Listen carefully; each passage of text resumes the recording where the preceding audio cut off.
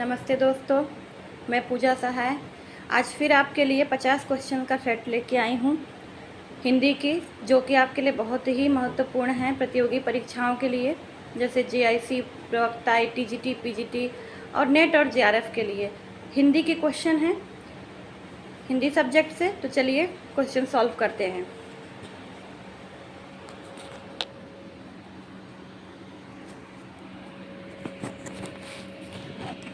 सबसे पहला क्वेश्चन है, निम्नलिखित बोलियों में से कौन सी बोली उत्तर प्रदेश में नहीं बोली जाती?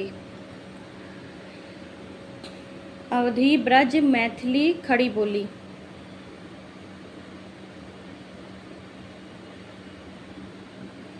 इसका राइट आंसर हो जाएगा मैथिली, क्योंकि अवधी, ब्रज और खड़ी बोली ये तीनों ही आपकी उत्तर प्रदेश में बोली जाती है। और मैथिली जो है कि वो बिहारी क्षेत्र, उसका जो क्षेत्र है मैथिली का, वो बिहार है, बिहार में बोली जाती है। तो चलिए इसकी व्याख्यात्मक हल पढ़ लेते हैं। अवधी उत्तर प्रदेश के फैजाबाद, सीतापुर, लखीमपुर खीरी, बहराइच, गोंडा, प्रतापगढ़, इलाहाबाद आदि जिलों में ब्रजभाषा बोली जाती है। और ब्रजभाषा उत्तर प्रदेश के मथुरा, आगरा, अलीगढ़, एटा इत्यादि में, तथा खड़ी बोली उत्तर प्रदेश के मेरठ, सहारनपुर, मुजफ्फरनगर इत्यादि क्षेत्रों में बोली जाती है। जबकि मैथिली बिहारी हिंदी की बोली है और यह बिहार के चंपारण, मुजफ्फरपुर, मुंगेर, भागलपुर, दरभंगा, पूर्णिया इत्यादि जिलों में बोली जाती है। चलिए दूसरा क्वेश्चन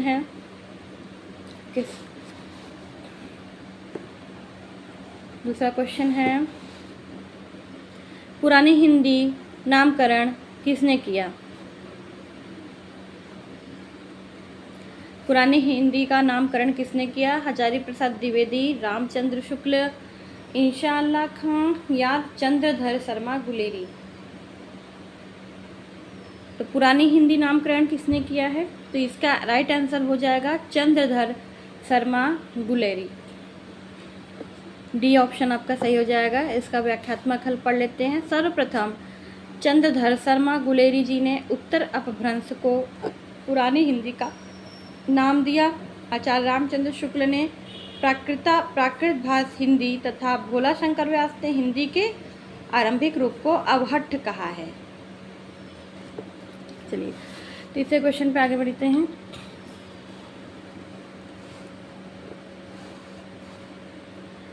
हिंदी को राजभाषा के रूप में मान्यता कब मिली? ए 26 जनवरी 1950, बी है 14 सितंबर 1949, सी है 15 अगस्त 1947 या डी 14 सितंबर 1955। तो हिंदी को राजभाषा के रूप में मान्यता कब मिली? इसका राइट आंसर हो जाएगा बी 14 सितंबर 1949। इसका व्याख्यात्मक हल पढ़ लीजिए। हिंदी को राजभाषा के रूप में 14 सितंबर 1949 ईस्वी को मान्यता मिली थी। इसी तिथि को संविधान में हिंदी को राजभाषा के रूप में अंगीकृत किया गया था। 14 सितंबर को ही प्रतिवर्ष हिंदी दिवस मनाया जाता है। चलिए नेक्स्ट क्वेश्चन, फोर्थ है, छ ध्वनि का उच्चारण स्थान क्या है?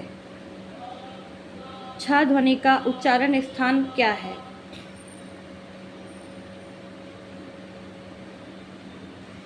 दंत, बी ओष्ठ, सी तालव्य, डी वत्स्य। छ ध्वनि का उच्चारण स्थान क्या है?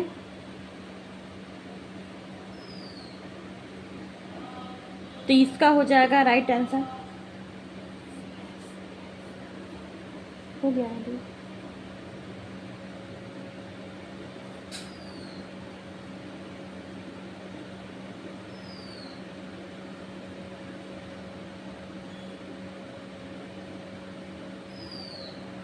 छ ध्वनि का उच्चारण स्थान हो जाएगा सी तालव्य। व्याख्या आप पढ़ लीजिए।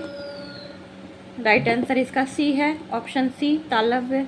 इसकी व्याख्या पढ़ लीजिए और नोट करते जाइएगा।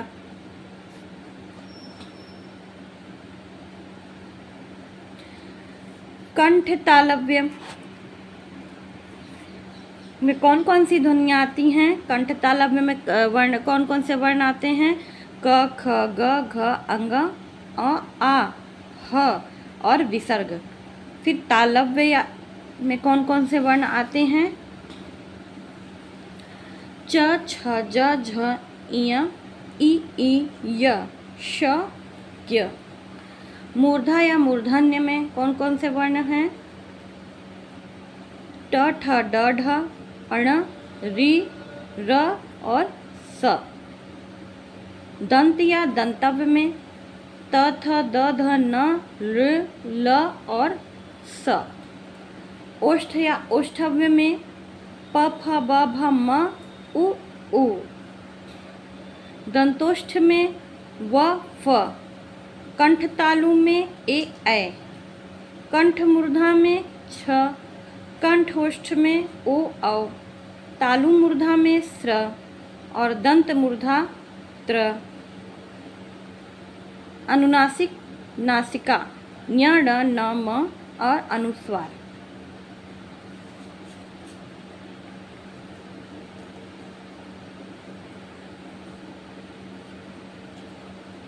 नासिक्य ञ, दंत तालव्य ज। चलिए आगे बढ़िए 5वां क्वेश्चन पर। 5वां क्वेश्चन है, किन रचनाकारों की भाषा को संध्या भाषा कहा गया? किन रचनाकारों की भाषा को संध्या भाषा कहा गया? बौद्ध सिद्ध, जैन मुनि, संत कवि या रास परंपरा के कवि। तो जिन रचनाकारों की भाषा को संध्या भाषा कहा गया उसमें है ए ऑप्शन सही हो जाएगा, बौद्ध सिद्ध। व्याख्यात्मक हल पढ़ लीजिए। बौद्ध सिद्धों की भाषा को संध्या भाषा कहा जाता है। यह नाम मुनिदत्त तथा अदय वज्र ने दिया है। अंतर साधनात्मक भावनाओं को व्यक्त करने के कारण इनकी भाषा को संध्या भाषा कहा जाता है। चलिए 6ठे क्वेश्चन पे आगे बढ़ते हैं। कौन सी कृति जायसी की है? मधुमालती, मृगावती, कन्हावत, अनुराग बांसुरी। तो इसका राइट आंसर हो जाएगा सी ऑप्शन, कन्हावत। व्याख्यात्मक हल पढ़ लीजिए। मधुमालती जो है वो मंझन की है, मृगावती कुतबन की है, कन्हावत जायसी की है, अनुराग बांसुरी नूर मोहम्मद जी की है। चलिए नेक्स्ट 7वां क्वेश्चन। हिंदी साहित्य के आरंभिक काल को सिद्ध सामंत काल किसने कहा? रामकुमार वर्मा ने, राहुल सांकृत्यायन ने, गणपति चंद्रगुप्त ने या मिश्र बंधु ने? हिंदी साहित्य के आरंभिक काल को सिद्ध सामंत काल राहुल सांकृत्यायन जी ने कहा। बी ऑप्शन आपका सही हो जाएगा, राहुल सांकृत्यायन। बहुत ही इम्पॉर्टेंट क्वेश्चन है दोस्तों, मेरे चैनल को सब्सक्राइब कर दीजिएगा। बहुत मेहनत से चुन चुन के ये क्वेश्चन हमने आपके लिए लाया है। और लाइक कर दीजिएगा, शेयर कर दीजिएगा, जिससे कि हमें भी थोड़ा उत्साह मिले कि नए नए क्वेश्चन हम आपके सब्सक्राइब से, आपके एक लाइक से हमें बहुत उत्साह मिलता है और हम क्वेश्चन को आपके लिए अवेलेबल कराते जाते हैं। और आगे भी इससे कठिन से कठिन और बहुत गहनता वाले क्वेश्चन भी हम आपके लिए लाएंगे, जो कि आपके एग्ज़ाम के लिए बहुत ही लाभकारी है। तो राहुल सांकृत्यायन इसका सही हो जाएगा आंसर। इसकी व्याख्यात्मक हल देखिए, साथ साथ हम इसकी आपके व्याख्यात्मक हल भी पढ़ाते जाते, जिससे क्या होता है फ़ायदा आपको मिलेगा कि इससे आपके एक क्वेश्चन के साथ साथ कई क्वेश्चन तैयार हो जाते हैं इसके व्याख्यात्मक हल के साथ। तो व्याख्यात्मक हल को ज़रूर पढ़िएगा। तो चलिए इसका व्याख्यात्मक हल पढ़ते हैं। हिंदी साहित्य के आरंभिक काल या आदिकाल का नाम एवं नामकरणकर्ता निम्नवत हैं। जैसे देखिए, सिद्ध सामंत काल राहुल सांकृत्यायन ने कहा है, संधि या चारण काल रामकुमार वर्मा ने कहा है, आरंभिक काल मिश्र बंधु ने कहा है, प्रारंभिक काल गणपति चंद्रगुप्त ने कहा है। चारण काल डॉक्टर ग्रियर्सन ने कहा है। वीर गाथा काल आचार्य रामचंद्र शुक्ल ने कहा है। बीजवपन काल महावीर प्रसाद द्विवेदी ने कहा है। चलिए 8वें क्वेश्चन पे आगे बढ़ते हैं।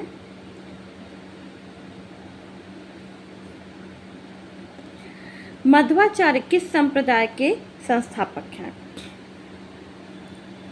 मध्वाचार्य किस संप्रदाय के संस्थापक हैं? तो यह हो जाएंगे, आपका राइट आंसर हो जाएगा ए, द्वैतवाद। मध्वाचार्य द्वैतवाद के संस्थापक हो जाएंगे।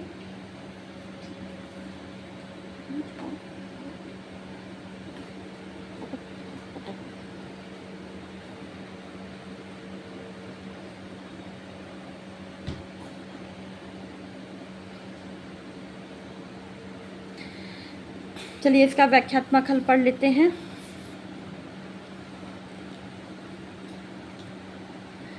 इसका व्याख्यात्मक हल है,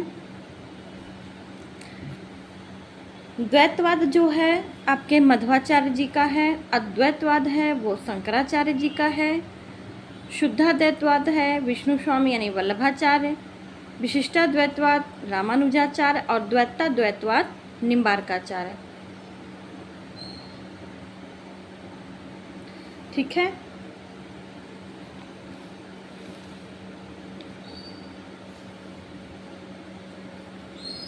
चलिए 9वें क्वेश्चन पे आगे बढ़िए। तुलसीदास की किस रचना का संबंध ज्योतिष से है? तुलसीदास की किस रचना का संबंध ज्योतिष से है? रामलला नहछु, जानकी मंगल, हनुमान बाहु या रामाज्ञा प्रश्न? तो इसका राइट आंसर हो जाएगा डी, यानी रामाज्ञा प्रश्न। इसका व्याख्यात्मक हल देख लेते हैं।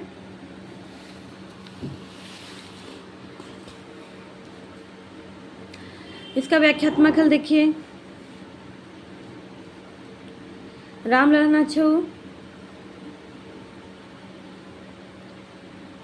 नहछु संस्कारों पर स्त्री गीत, जो जानकी मंगल है वो राम सीता के विवाह का वर्णन है उसमें।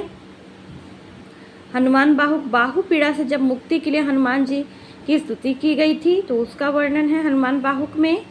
और रामाज्ञा प्रश्न यह एक ज्योतिष ग्रंथ है।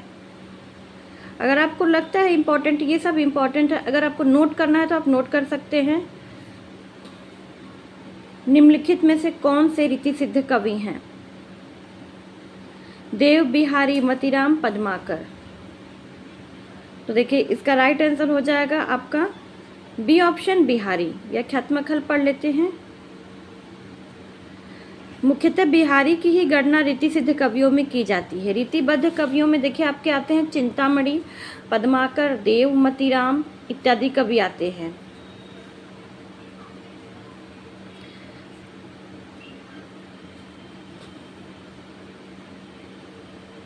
रीतिबद्ध कवियों में चिंतामणि, पद्माकर, देव, मतीराम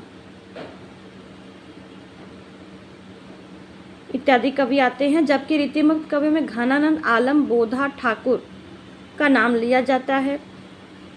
नेक्स्ट 11वें क्वेश्चन पे आगे बढ़िए। हिंदी प्रदीप के संपादक थे भारतेंदु हरिश्चंद्र, बालकृष्ण भट्ट, प्रेमघन, राधा कृष्ण दास। तो हिंदी प्रदीप के संपादक जो थे वो हो जाएंगे बालकृष्ण भट्ट। आपका बी ऑप्शन सही हो जाएगा। आइए इसका स्थापना वर्ष और संपादक का नाम भी देख लेते हैं व्याख्यात्मक हल में। चलिए तो देखिए हिंदी प्रदीप 1877 ईस्वी में, इसका स्थापना वर्ष है 1877 ईस्वी और इसके संपादक हैं बालकृष्ण भट्ट। कवि वचन सुधा 1867 ईस्वी, भारतेंदु हरिश्चंद्र जी हैं। आनंद कादम्बिनी 1881, आनंद कादम्बिनी 1881 ईस्वी, बद्री नारायण चौधरी प्रेमघन जी हैं। सरस्वती 1900 ईस्वी, राधा कृष्ण दास सरस्वती। के संपादन मंडल में थे? सरस्वती के 1900 में है, जो कि राधा कृष्ण दास जो थे वो सरस्वती के संपादन मंडल में थे। ठीक है, चलिए 12वें क्वेश्चन पे। शेर सिंह का शस्त्र समर्पण के रचनाकार कौन है? शेर सिंह के शस्त्र समर्पण के रचनाकार हैं कौन है? सूर्यकांत त्रिपाठी निराला, रामधारी सिंह दिनकर, सुभद्रा कुमारी चौहान या जयशंकर प्रसाद। तो शेर सिंह का शस्त्र समर्पण के रचनाकार हैं, ऑप्शन डी आपका सही हो जाएगा, जयशंकर प्रसाद। आइए व्याख्यात्मक हल देख लेते हैं। शेर सिंह का शस्त्र समर्पण जयशंकर प्रसाद, राम की शक्ति पूजा है निराला, दिल्ली दिनकर, झांसी की रानी सुभद्रा कुमारी चौहान। ठीक है, दोस्तों आपसे रिक्वेस्ट है कि हमारे चैनल को सब्सक्राइब जरूर कर दीजिएगा, जिससे कि आपको और भी क्वेश्चन हम सॉल्व कराएं। बड़ा इससे हमें एक उत्साह मिलता है, एक साहस मिलता है कि हाँ चलो क्वेश्चन मतलब हम एक से एक चुन के लाते हैं आप लोगों के लिए। चलो ऐसे लगता है कि हाँ हमारा ये क्वेश्चन सॉल्व कराना एक सफल रहा।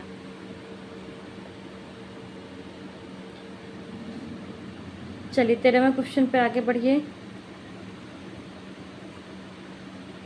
कभी कुछ ऐसी तान सुनाओ जिससे उथल पुथल मच जाए। किसकी पंक्ति है? बालकृष्ण शर्मा नवीन की, राम नरेश त्रिपाठी, माखनलाल चतुर्वेदी या सोहनलाल द्विवेदी। तो इसका राइट आंसर हो जाएगा ए, बालकृष्ण शर्मा नवीन। आइए व्याख्यात्मक हल पढ़ लेते हैं। दोस्तों व्याख्यात्मक हल को आप ज़रूर पढ़िएगा और इसको अगर हो सके तो नोट भी कर लीजिएगा, क्योंकि एक क्वेश्चन से आपके बहुत से क्वेश्चन तैयार हो जाते हैं। कभी कुछ ऐसी तान सुनाओ जिससे हलचल मच जाए, यह बालकृष्ण शर्मा नवीन जी की है।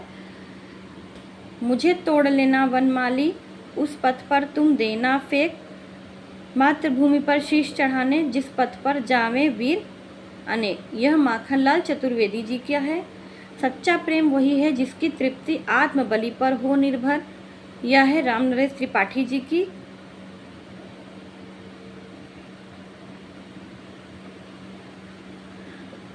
न हाथ एक शस्त्र हो, न हाथ एक अस्त्र हो, न अन्न वीर वस्त्र हो, हटो नहीं डरो नहीं बढ़े चलो बढ़े चलो, यह है सोहनलाल द्विवेदी।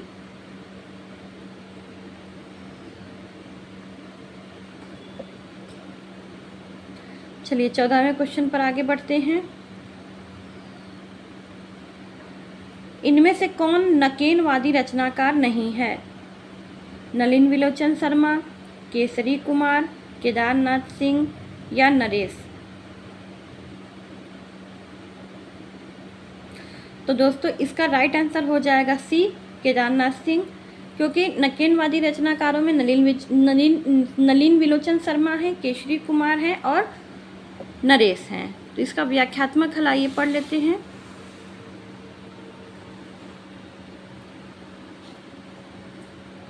एक मिनट, थोड़ा सा डिस्टर्बेंस है, उसके लिए हम माफ़ी चाहेंगे आपसे। चलिए, नकेनवादी लगभग प्रयोगवाद के साथ चलने वाली काव्यधारा है। यह क्या है कि एक प्रयोगवाद के साथ चलने वाली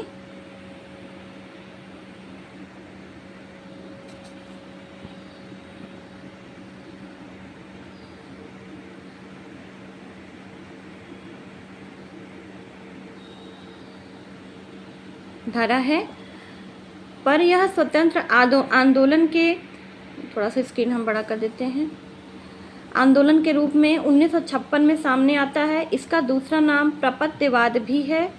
इसके संस्थापकों में 3 नाम प्रमुख है। देखिए, नकेनवाद का एक नाम प्रपत्यवाद भी है। नकेन नलिन विलोचन शर्मा, केसरी कुमार और नरेश मेहता, जबकि केदारनाथ सिंह तीसरा सप्तक 1959 ईस्वी में संकलित कवि हैं। चलिए आगे बढ़ते हैं 15वें क्वेश्चन पर। हरिजन गाथा किसकी रचना है? हरिजन गाथा किसकी रचना है? यह धूमिल, नागार्जुन, लीलाधर जगुड़ी, आलोक धनवा। तो दोस्तों इसका राइट आंसर हो जाएगा बी ऑप्शन, नागार्जुन। हरिजन गाथा नागार्जुन की रचना। व्याख्यात्मक हल देख लीजिए।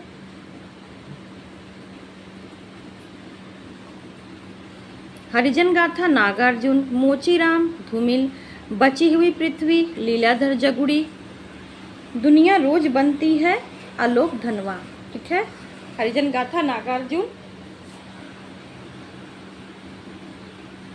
मोचीराम, धूमिल, बची हुई पृथ्वी, लीलाधर जगुड़ी, दुनिया रोज बनती है, आलोक धनवा। चलिए 16वें क्वेश्चन पे आगे बढ़िए। इनमें से कौन सी रचना कृष्णा सोबती की है? विजन, आवा, जिंदगी नामा, चितकोबरा।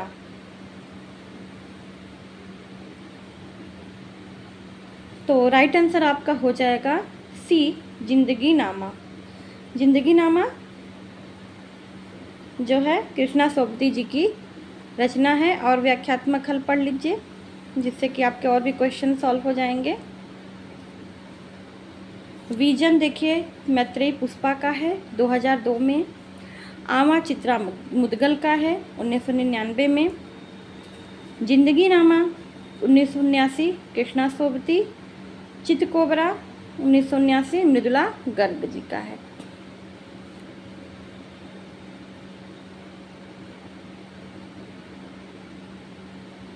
ठीक है दोस्तों,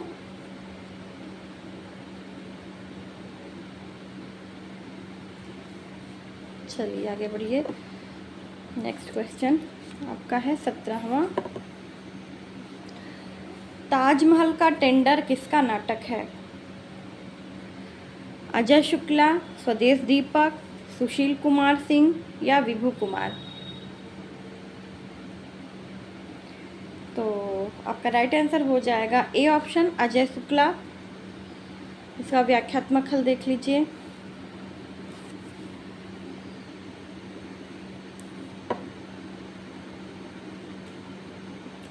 ताजमहल का टेंडर, अजय शुक्ला। सबसे उदास कविता, स्वदेश दीपक। सिंहासन खाली है, सुशील कुमार सिंह। कहे ईसा सुने मूसा, विभू कुमार जी का है।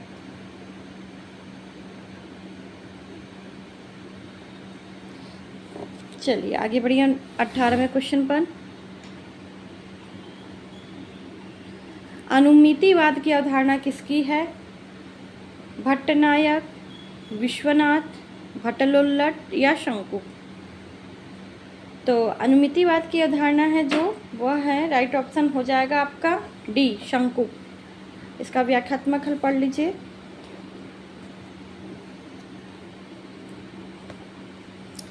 उत्पत्ति या आरोपवाद यह होगा भट्टलोल्लट जी का। और अनुमितिवाद शंकु। भुक्तिवाद या जिसे भोगवाद भी कहते हैं भट्टनायक। और अभिव्यक्तिवाद हो जाएगा आपका अभिनव गुप्त जी का। चलिए 19वें क्वेश्चन पर आगे बढ़िए। अलंकारों को काव्य का शोभा कारक धर्म किसने माना? भामा, दंडी, मम्मट या क्षेमेंद्र। इसका राइट आंसर हो जाएगा आपका बी ऑप्शन, दंडी। तो चलिए इसके व्याख्यात्मक हल पे आगे बढ़ते हैं।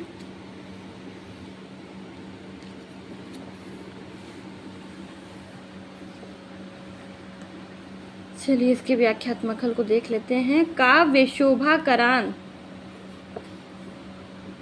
ठीक है, काव्य शोभा करान धर्मान प्रचक्षते, अर्थात काव्य के शोभा कारक धर्म ही अलंकार हैं।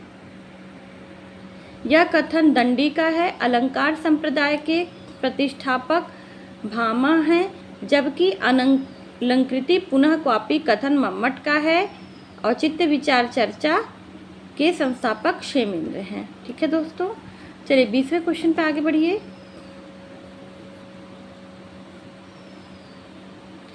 बीसवां क्वेश्चन है, भक्ति रस को रस के रूप में प्रतिष्ठित करने वाले आचार्य कौन हैं? तो इसका राइट आंसर हो जाएगा डी, रूप गोस्वामी। रूप गोस्वामी। चलिए आगे इनका व्याख्यात्मक हल देख लेते हैं। भक्ति को रस रूप में प्रतिष्ठित करने वाले आचार्य रूप गोस्वामी एवं मधुसूदन सरस्वती दोनों हैं। पर रूप गोस्वामी मुख्य माने जाते हैं। रूप गोस्वामी ने अपनी कृति हरि भक्ति रसामृत सिंधु में मुख्य और गौड़ दो प्रकार का भक्ति रस माना है। इनके अनुसार भक्ति परम स्वरूपा है। ठीक है, कभी कभी क्वेश्चन पूछ लेता है कि किनके अनुसार भक्ति परम स्वरूपा है, तो रूप गोस्वामी जी। चलिए आगे बढ़िए। डी क्वेश्चंस पर आगे बढ़ते हैं। 21वां क्वेश्चन पर आगे बढ़ते हैं। निम्नलिखित रचनाओं का सही अनुक्रम क्या है? कीर्तिलता, रामचरितमानस, रसराज, प्रिय प्रवास, या प्रिय प्रवास रसराज रामचरितमानस कीर्तिलता, या रामचरितमानस प्रिय प्रवास कीर्तिलता रसराज, या रसराज प्रिय प्रवास कीर्तिलता रामचरितमानस। तो 21वें क्वेश्चन का आपका राइट आंसर हो जाएगा ए, कीर्तिलता। इसका व्याख्या कीर्तिलता रामचरितमानस रसराज प्रिय प्रवास, ए ऑप्शन आपका सही हो जाएगा। आइए व्याख्यात्मक हल भी देख लेते हैं साथ साथ। कीर्तिलता जो कि 13वीं सदी में समय है इसकी, और रचनाकार है विद्यापति। रामचरितमानस 1574 ईस्वी तुलसीदास। रसराज 1633-43 के बीच मतीराम, और प्रिय प्रवास 1914 यानी हरिओम जी का। चलिए आगे बढ़ते हैं। आप 22वें क्वेश्चन पे आगे बढ़ते हैं। 22वां क्वेश्चन है आपका, कृतियों का सही अनुक्रम कौन सा है? नए पत्ते, आंसू, ग्रंथि, ठंडा लोहा, ग्रंथि, आंसू, नए पत्ते, या आंसू, ग्रंथि, नए पत्ते, ठंडा लोहा, या नए पत्ते, ठंडा लोहा, ग्रंथि, आंसू। तो देखिए इसका राइट आंसर हो जाएगा आपका सी ऑप्शन, आंसू, ग्रंथि, नए पत्ते, ठंडा लोहा। चलिए व्याख्यात्मक हल भी पढ़ लेते हैं। यहाँ पे देखिए थोड़ा सा मिसप्रिंट हो जाने की वजह से पहला आंसर यहाँ पे ग्रंथि लिख दिया है, लेकिन ग्रंथि नहीं होगा, इसको आप काट के सही कर लीजिए। आंसू होगा, आंसू, सी आंसू होगा। आंसू, ग्रंथि, नए पत्ते, तब ठंडा लोहा।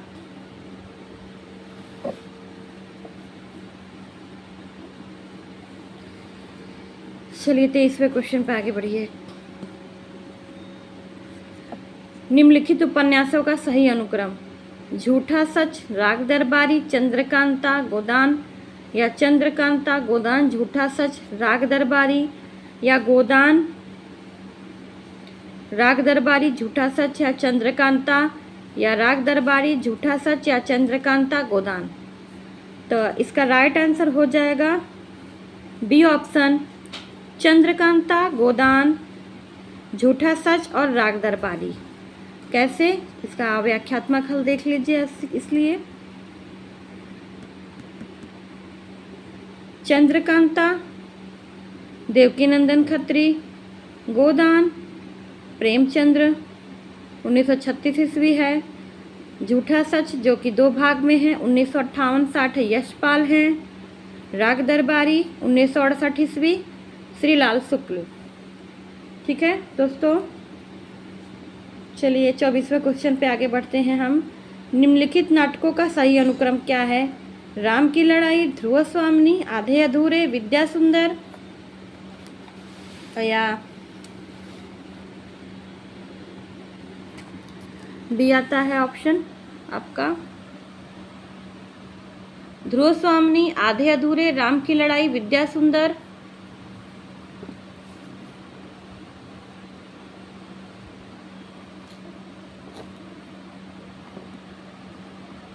सी विद्यासुंदर राम की लड़ाई, आधे अधूरे ध्रुव स्वामिनी, या डी विद्यासुंदर ध्रुव स्वामिनी, आधे अधूरे राम की लड़ाई। तो आपका राइट आंसर हो जाएगा डी विद्यासुंदर ध्रुव स्वामिनी, आधे अधूरे राम की लड़ाई, जो कि है विद्यासुंदर भारतेंदु हरिश्चंद्र जी का है 1868 ईस्वी। ध्रुव स्वामिनी है 1933 ईस्वी जयशंकर प्रसाद। आधे अधूरे 1969 मोहन राकेश। राम की लड़ाई 1979 लक्ष्मी नारायण लाल। चलिए 25वें क्वेश्चन पे आगे बढ़िए। अब आपका 25 क्वेश्चन और बचा है। इसके बाद यह आपका यहीं पर क्लास PYQ का समाप्त हो जाएगा। निम्नलिखित पत्रिकाओं का सही अनुक्रम कौन सा है? पूर्वग्रह, कथा देश, मतवाला, हिंदुस्तान, या हिंदुस्तान, कथा देश, पूर्वग्रह, मतवाला, या मतवाला, हिंदुस्तान, पूर्वग्रह, कथा देश, या कथा देश, पूर्वग्रह, मतवाला, हिंदुस्तान।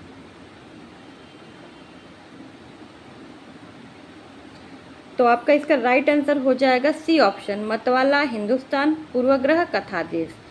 व्याख्यात्मक हल देख लीजिए। मतवाला निराला 1923 ईस्वी, हिंदुस्तान 1936 शशि शेखर, पूर्वग्रह 1974 अशोक वाजपेयी, कथा देश 1997 हरिनारायण।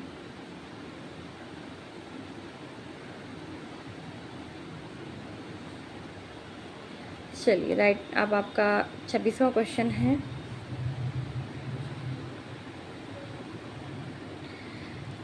कहानियों का अनुक्रम आपको बनाना है। कौन सी सही अनुक्रम है कहानियों का?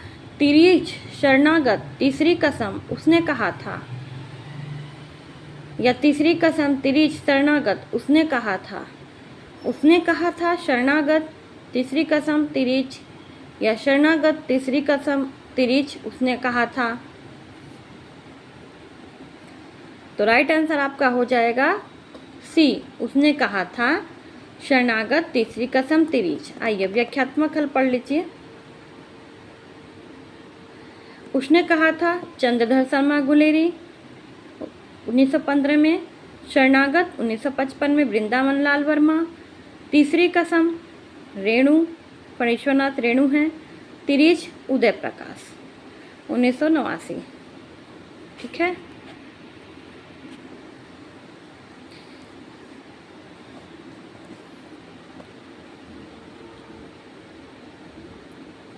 चलिए आगे बढ़िए 27वें क्वेश्चन पर।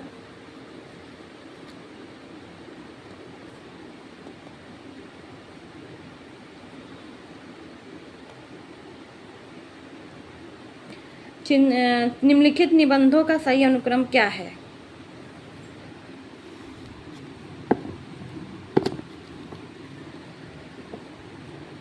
चिंतामणि, अशोक के फूल, चितवन की छाह, या रस आखेटक।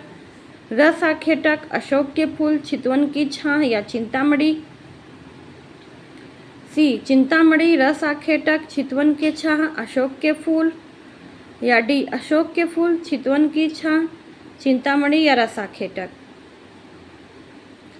तो आपका राइट आंसर हो जाएगा यहाँ पर ए चिंतामणि और अशोक के फूल, चितवन की छाह, रस आखेटक। ये ऑप्शन आपका सही हो जाएगा। आइए इसका व्याख्यात्मक हल देख लेते हैं।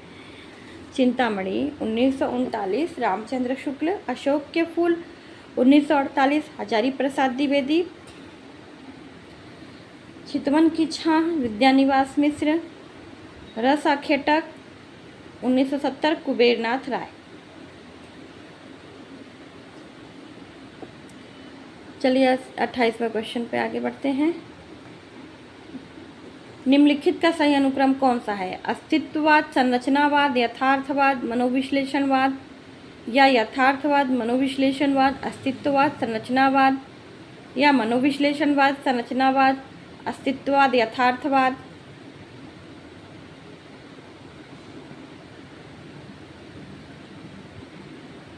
या संरचनावाद, यथार्थवाद, अस्तित्ववाद, मनोविश्लेषणवाद।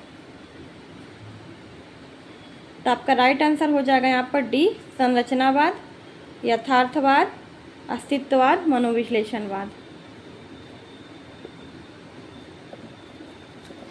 चलिए आगे बढ़ते हैं 29वें क्वेश्चन पर।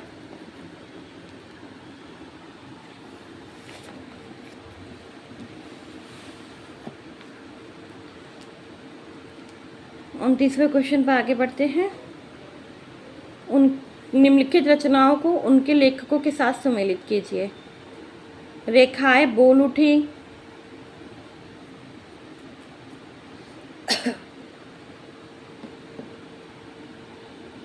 अतीत के चलचित्र, जिंदगी मुस्काई, मील का पत्थर।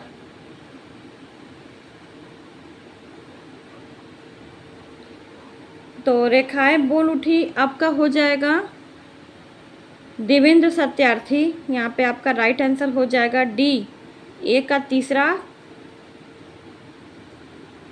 बी का पहला, अतीत के चलचित्र महादेवी वर्मा, सी का पांचवा, जिंदगी मुस्काई कन्हैयालाल मिश्र प्रभाकर, और मील का पत्थर राम कुमार वर्मा।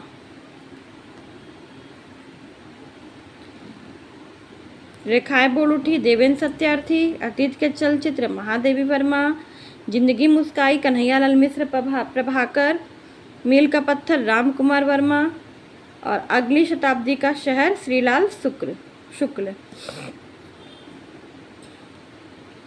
चलिए 30 क्वेश्चन पे आगे बढ़िए।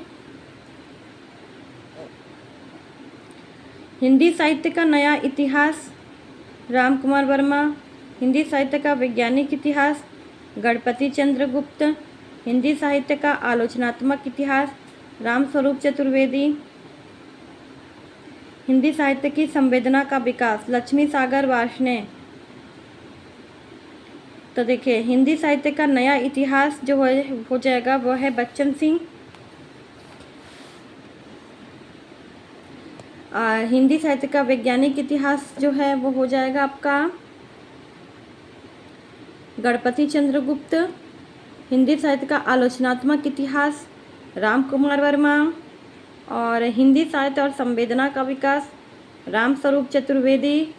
हिंदुई साहित्य का इतिहास लक्ष्मी सागर वार्ष्णेय। ठीक है, तो चलिए 31वें क्वेश्चन पे आगे बढ़ते हैं। इसको भी सुमेलित करना है। पेट पीठ दोनों मिलकर हैं एक, सांप तुम सभ्य तो हुए नहीं। एक आदमी रोटी बेलता है, श्वानों को मिलता दूध भात, भूखे बालक अकुलाते हैं। तो चलिए इसका आप व्याख्यात्मक हल देख लेते हैं, जिससे कि आप अपना कूट बना लेंगे। पेट पीठ हैं दोनों मिलकर एक निराला, सांप तुम सभ्य हुए नहीं, यह अज्ञे का है। एक आदमी रोटी बेलता है, तो यह हो जाएगा आपका धूमिल। श्वानों को मिलता दूध भात, भूखे बालक अकुलाते हैं, यह दिनकर का हो जाएगा। और कई दिनों तक चूल्हा रोया, चक्की रही उदास, यह नागार्जुन का हो जाएगा। चलिए आगे बढ़िए 32वें क्वेश्चन पर, इसको भी सुमेलित करना है। अति सुधो स्नेह को मार्ग है, साजी चतुरंग वीर रंग में तुरंग चढ़ी। गुलगुली गिल में गलीचा है गुनी जन है, आगे के कवि रिझी हैं तो कविताई, न तो राधिका कन्हाई सुमिरन को बहानो है। इसमें भी चलिए व्याख्यात्मक हल देख लीजिए, जिससे कि आपको कूट बनाने में, आपको मैच करने में आसान हो जाएगा। अति सुधो स्नेह को मार्ग है घनानंद, सजी चतुरंग तुरंग चढ़ी भूषण। गुलगुली गलीचा है गुनीजन है पद्माकर, आगे के कवि बहानो है भिखारी दास। आपको सराहे ताही आपहु सराहिए बोधा। ठीक है, चलिए 33वें क्वेश्चन पे आगे बढ़िए। इसमें भी आपको सुमेलित करना है। विजयपाल रासो, चर्या गीत, कीर्तिलता, खुसरो की पहेलियाँ। तो देखिए विजयपाल रासो, उनका जो हो जाएगा वो अपभ्रंश हो जाएगा, और चर्या गीत संध्या भाषा हो जाएगा, पदावली मैथिली हो जाएगी, खुसरो की पहेलियाँ हिंदवी हो जाएगा, और कीर्तिलता अब हट्ट भाषा हो जाएगा। चलिए 34वें क्वेश्चन पर, यह भी सुमेलित करना है। नागरिक प्रचारणी सभा, साहित्य अकादमी, एशियाटिक सोसाइटी, और साथ ही साथ इसके दिया है बगल में दिल्ली, मद्रास, काशी, और एक और है इसका ऑप्शन है कि राष्ट्रभाषा प्रचार समिति, कलकत्ता या वर्धा। तो इसका भी डायरेक्ट आप व्याख्यात्मक हल देख लीजिए। नागरिक प्रचारणी सभा 1893 ईस्वी काशी, साहित्य अकादमी 1954 ईस्वी दिल्ली, एशियाटिक सोसाइटी 1888, यहाँ पे 1784 दिया है, लेकिन आप इसको काट के सही कर लीजिए। एशियाटिक सोसाइटी की स्थापना 1888 में कलकत्ता में हुई थी, और भाषा प्रचार समिति 1936 ईस्वी वर्धा में, और दक्षिण भारत हिंदी प्रचार संस्था 1915 मद्रास में। ठीक है, चलिए 35वें क्वेश्चन पे ये भी आपको सुमेलित करना है। कोमल गांधार, मुक्ति का रहस्य, कर्फ्यू, माधवी, और साथ ही साथ ऑप्शन दिया है भीष्म साहनी, सुरेंद्र वर्मा, लक्ष्मी नारायण मिश्र, शंकर शेष, लक्ष्मी नारायण लाल। तो इसका भी व्याख्यात्मक हल देख लीजिए। कोमल गांधार, शंकर शेष, मुक्ति का रहस्य, लक्ष्मी नारायण मिश्र, कर्फ्यू, लक्ष्मी नारायण लाल, माधवी, भीष्म साहनी, 8वां सर्ग, सुरेंद्र वर्मा। चलिए आगे बढ़िए 36वें क्वेश्चन पे, इसको भी सुमेलित करना है आपको पात्रों के साथ। सुंदरी, कल्याणी, उर्वी, कनक। तो देखिए सुंदरी जो हैं, सुंदरी जो पात्र हैं वह आपकी लहरों के राजहंस की हैं, जो कि मोहन राकेश द्वारा रचित है।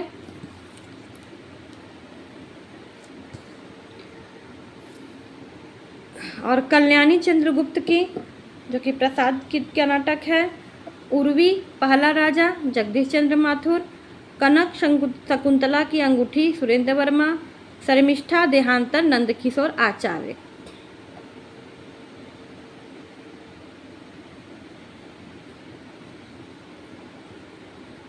चलिए आगे बढ़िए, इसको भी सुमेलित करना है। 37वां क्वेश्चन है, परिवर्तन, अज्ञेय,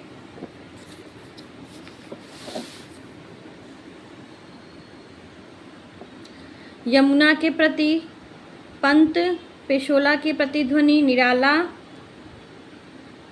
सोन मछली, धर्मवीर भारती या प्रसाद। तो देखिए परिवर्तन पंत का हो जाएगा, यमुना के प्रति हो जाएगा निराला, पेशोला की प्रतिध्वनि जयशंकर प्रसाद, सोन मछली अज्ञेय, प्रमथ्यु गाथा धर्मवीर भारती। ठीक है, चलिए 38वें क्वेश्चन पे आगे बढ़िए। पहल, कमला प्रसाद, वसुधा, नंदकिशोर नवल, तद्भव, ज्ञान रंजन, कथाक्रम, अखिलेश या शैलेंद्र सागर।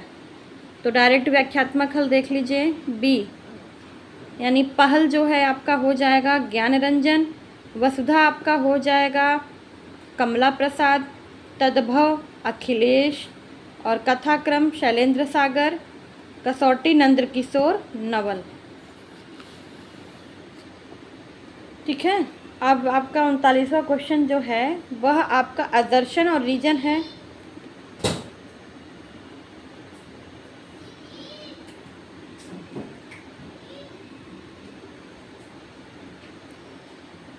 मिथक सामूहिक जीवन का संचित अनुभव है, क्योंकि इसे सामाजिक स्तर पर विश्वास का व्यापक आधार प्राप्त होता है। तो इसका राइट आंसर सी हो जाएगा, ए और आर दोनों सही है, कि लोक प्रचलित पौराणिक कथाएं ही मिथक है। मिथक सामूहिक जीवन अर्थात समाज का संचित अनुभव होता है। मिथक का सामाजिक स्तर पर विश्वास का व्यापक आधार होता है, क्योंकि यह पौराणिक कथाओं का आधार लेकर धर्म से जुड़ा होता है। ठीक है, 40वां आपका क्वेश्चन है, उत्तर आधुनिकता के अनुसार तकनीक मनुष्यता की शत्रु है।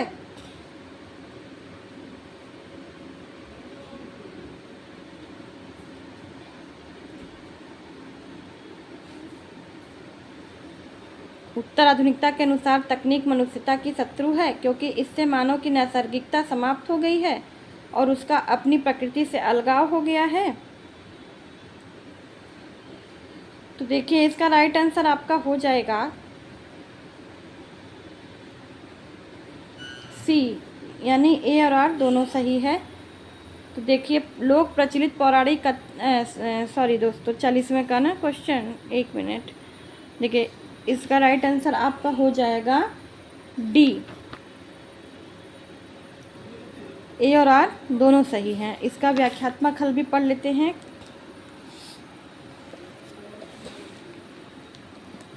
इसका जो व्याख्यात्मक हल है कि उत्तर आधुनिक विमर्श के केंद्र में प्रौद्योगिकी, तकनीकी और बाजारवाद है। यह तकनीक मनुष्य की शत्रु तो हो ही गई है और बाजारवाद ने मनुष्य को एक संसाधन बना दिया है। इससे मानव नैसर्गिकता का अंत हो रहा है और वह प्रकृति से अलग हो रहा है। अतः कथन ए और आर दोनों ही सही है। ठीक है, चलिए ए आपका दर्शन बोलता है संसार में मनुष्य जाति के बीच कविता हृदय के भावों को लेकर ही उठी है। यह धारणा आज तक चली आ रही है क्योंकि कविता का संबंध कल्पना से है, यथार्थ से नहीं।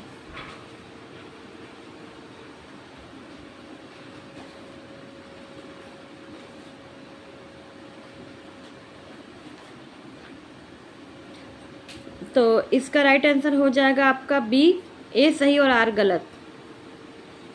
क्योंकि देखिए संसार में कविता का उद्गम मनुष्य हृदय में उत्पन्न हुए भाव से ही माना जाता है। कविता का संबंध कल्पना अर्थात दोनों से है, अतः ए सही और आर गलत है। सिर्फ कल्पना से नहीं है, यथार्थ से। इसमें लिखा है कि आर बोल रहा है यथार्थ से नहीं है, लेकिन ये गलत है। कविता का संबंध कल्पना यथार्थ दोनों से होता है, यानी आपका ए सही है और आर गलत है। 42वें असर्शन पे आइए। काव्य की आत्मा रस है और गुण रस के धर्म है। तर्क कहता है क्योंकि गुण रस के उपकारक हैं। तो इसका राइट आंसर हो जाएगा आपका बी, ए और आर दोनों सही है। काव्य की आत्मा रस है। इस संदर्भ में आचार्य विश्वनाथ भी कहते हैं वाक्यम रसात्मकम काव्यम, अर्थात रसात्मक काव्य ही वाक्य ही काव्य है। रस के धर्म निर्वहन करने वाले तत्व को गुण कहा जाता है। तो गुण को रस का उपकारक भी माना जाता है। तो ए और आर दोनों सही हो जाएगा आपका। चलिए 43वें क्वेश्चन पर आइए।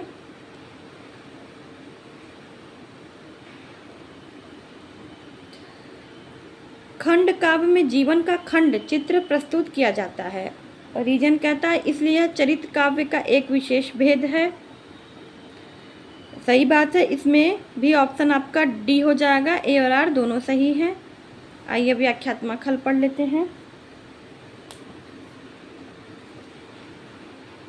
खंड काव्य में किसी भी महान या प्रसिद्ध व्यक्ति के जीवन का एक खंड भाग हिस्सा प्रस्तुत किया जाता है तथा उसके जीवन में घटित होने वाली किसी एक घटना को चित्रित किया जाता है,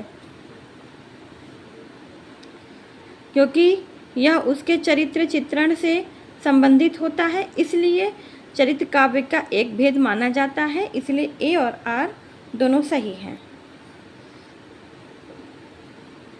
44वें क्वेश्चन पर आगे बढ़िए।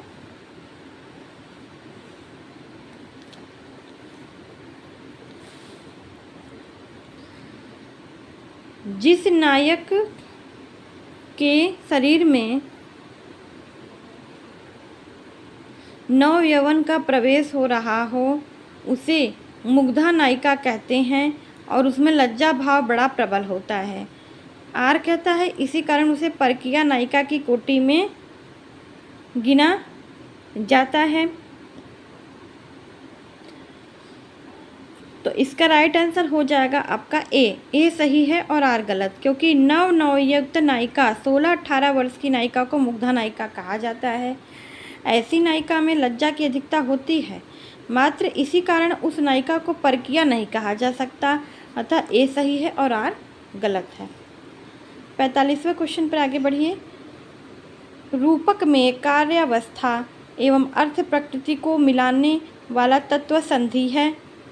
आर कहता है क्योंकि कथांशों का संबंध एक और अर्थ प्रकृति से होता है तो दूसरी ओर कार्यावस्था से।